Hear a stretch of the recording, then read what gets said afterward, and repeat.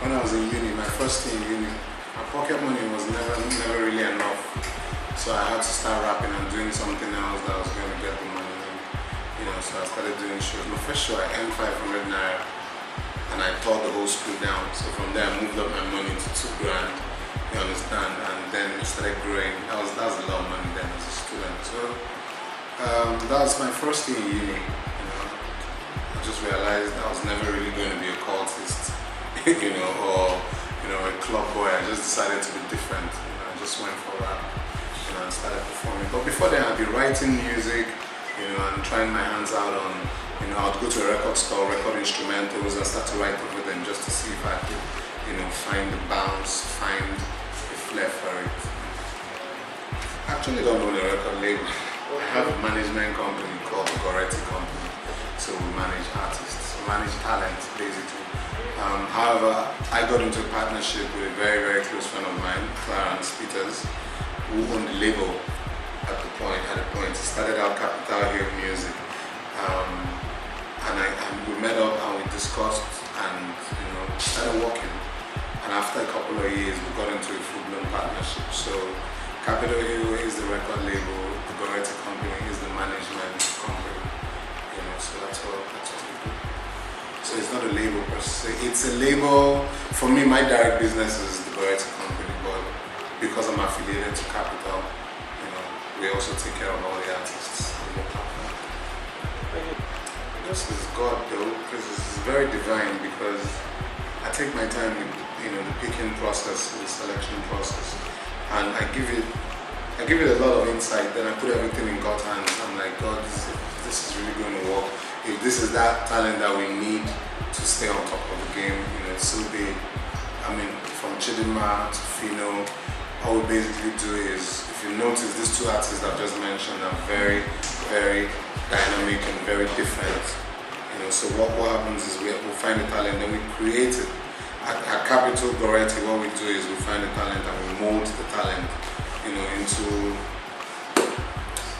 mold it into shape, basically. Make it look different, make it look very unique from everybody else in the business. Same thing for Fino. Basically took the brand from scratch, flipped it, flipped the look. There are not 2 people that look like that in this game. Any other person looking like that is basically counterfeit. So that's what we did. And then the music as well. We pay a lot of attention to the music. We always insist that people retain their originality and retain their sound. So tomorrow, if you see me signing a rock band, don't be very shocked. If you see me signing, a saxophonist, don't be surprised. All I'm just trying to do, I'm just trying to make sure that you put people in their comfort zones, and then you don't give them the platform to go mainstream in whatever they're doing, no matter how eclectic it is. It's Project Fame. She won the 3rd edition of Project Fame, the MTN Project Fame show. So after the show, I was called in to have a meeting with her and to discuss management. And then we started working from there. I met her basically, she came straight from the choir to win Project Fame. She has nothing, she had never recorded a single song in her life. So the first song she ever recorded was I Was There. So we built it all from scratch, into what it is today. And then it takes a lot of hard work, it takes a lot of perseverance. Because at the point she started, nobody really gave her a chance. So this tiny girl, where's she going to start? Today she's Miss KDK, Ebola. Everything is really popping up for her, and that's what I'm saying, consistency and the work rate. It's a contract. It's a contract basically. You take the Project Fame winners every year once the show is over, and then you put them in the business and you groom them and you train them. It took Kenya 4 years to blow. 4. And sometimes it's bigger than the competition. Sometimes you just need to take them through the Nigerian music industry and teach them the hustle, teach them So because when they come out, the other artists are like, okay, so you won the show, Abi. Okay, cool. You can sing, Abi. Okay, let's see you do it now. It's not about singing, other people's tunes on TV and getting votes. Come and do it. Get the vote of the streets, and then good. So it's a process. It's a process that's a lot more demanding than the academy itself. Yeah. But what the academy does, it teaches you the rudiments of music. It builds you for this. So, I guess if you work for the number of years I've worked for in this business, you become the boss eventually. I'm an entrepreneur. I'm self-employed. I never had the plan to be, just a rapper. I always wanted to be able to own a platform where you can put other people on. So I'm in the process. This is just like baby steps to actually achieving what you want to do. But I was never the guy to become an artist till you're 40, 50, and you're rapping, and until you see the people are in come and write the 20 dying artists in Nigeria and put your face on it. That's when you know you have to quit. You understand? I had to keep evolving. I had to keep looking at the game. What do they want to hear? As for lyrics, I still rap. I'm a rapper, and my lyrics still make sense. I mean, if anybody's in doubt, they should go and listen to my last album, Oga Boss. I had lyrics. I still rhyme, but a lot of people want you, fans and the public, they want you in the box creatively. They want you in the box.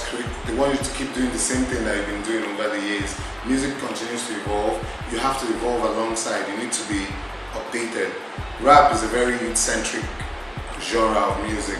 The kids, the people that used to listen to me are all band managers, MDs in their own companies. That basically keeps you with the young people, and they want to see you, and they want to see Ice Prince, and they want to see Young Six, and they want to see MI. So you need to be able to be fresh. You need to be able to appeal to these guys in a way that they'll be like, this is fly, and I also like Vector, and I also like this. So that's how it works for me. Jay-Z's 44, 45, and it's still relevant, and it's still. So I guess you take a cue, you borrow a leaf from that.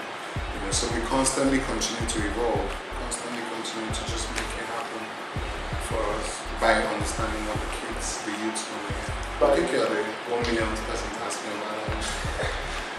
I wish there was a list of contractors in Abuja.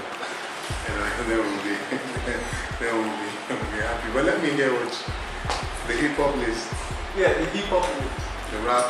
Yeah. My name fell under Worthy Mentions. Okay. If you look at the list, you see after I think top 20, then after that, I think New Kitch, and some other people, under Worthy Mentions. And I keep telling people, basically, every time I see a list, I compile a list, and you don't see an ill list there, what it means is you're not working hard enough. So you go, you work. It's like soccer. You're pissed to put the ball in the net and win the game. The goals will win the game. You understand? I'm not really very talked about lists because everyone is entitled to a list. You understand? But you would understand that for some people, there's still some certain names that will occur on every list, showing you that they've walked up to a point where there's not a doubt if they're laying down good work. So what I did, I went back to the studio. So continue to work hard. Get angry. That's what I keep telling my people. They're pissed off a bit. Whenever they do a list, Fino is on that list. Fino is like number 3 on that list. Feels good.